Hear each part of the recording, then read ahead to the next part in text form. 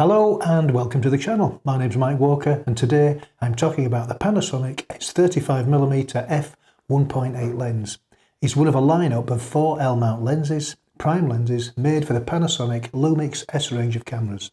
It includes a 24, a 35, a 50 and an 85. They all share the same form factor and the filter thread size of 67mm. So far I bought 2. I bought the 35 and the 85, but more about the 85 later.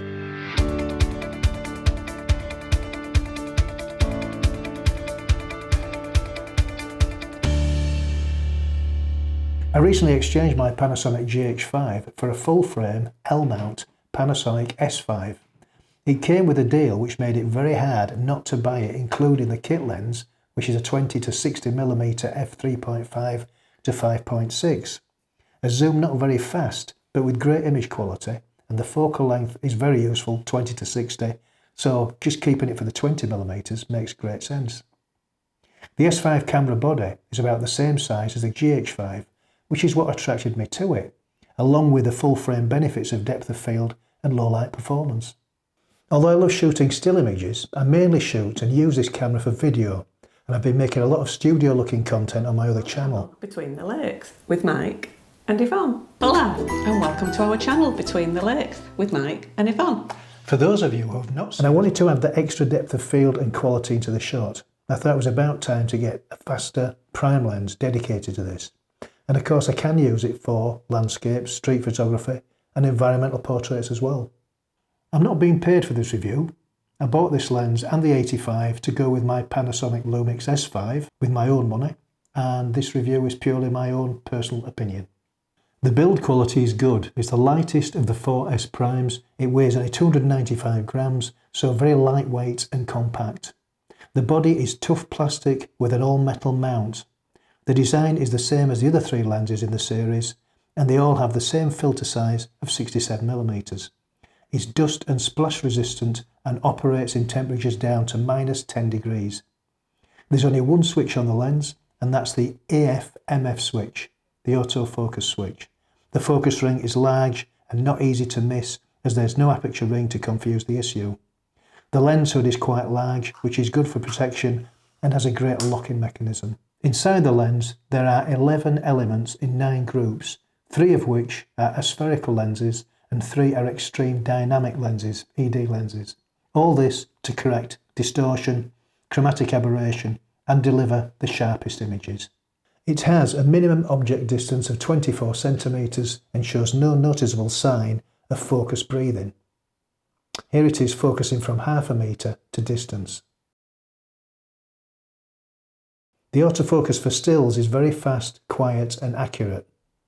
I don't use autofocus for video, but if I wanted to use it with this lens, I believe because of the countless videos on YouTube that have done endless testing on this subject, it would work a little better than some of the other non-native lenses. I think if I had to depend on autofocus for video, I wouldn't have bought a Panasonic camera. Here's a test using the Cinelite D profile at full crop, 25 frames per second and at f1.8, my preferred settings. I'm recording from the HDMI into the Ninja V, and it's doing a reasonable job on this lens. It's a little bit slow, but that's not the fault of the lens, that's the fault of the actual system, the contrast-based autofocus system. Before I go, do another quick forwards and backwards and forwards. The speed is set to -1 sensitivity and -1 speed. That took a very long time to catch me just there. This next test is using the normal profile at 50 frames per second at f2.8, a little bit sharper, in APS-C crop, which is less pixels, more frames and a better contrast, all helping to improve the contrast-based autofocus system if you need to use it. Right, okay, this is test 2, and this is using the APS-C crop with 50 frames per second to give it more frames to look at, less pixels for it to look at.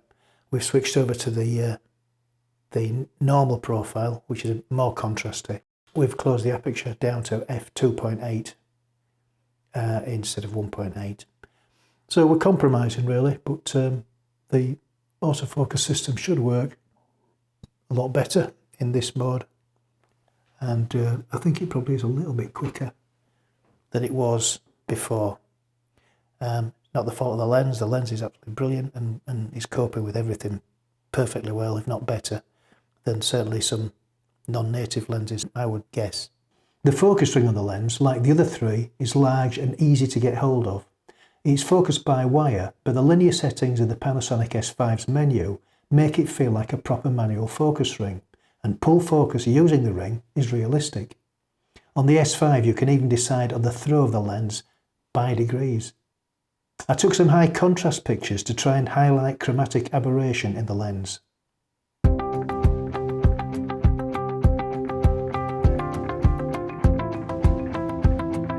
Okay, let's have a look at some images. I've done a few test shots to show the image at varying apertures so you can see the sharpness in the centre and the corners, and also the depth of field, and a chart at around 4 meters. The images were taken at f/22, f/16, f/11, f/8, f/5.6, f/4, f/2.8, f/1.8.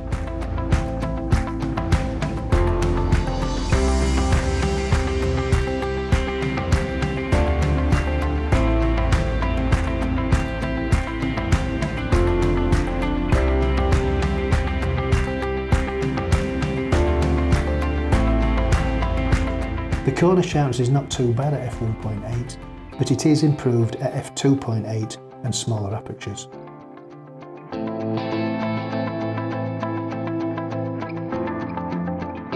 Well, that's it for now. Thanks for watching. I hope you've learned something, and I hope it's been of some use to you.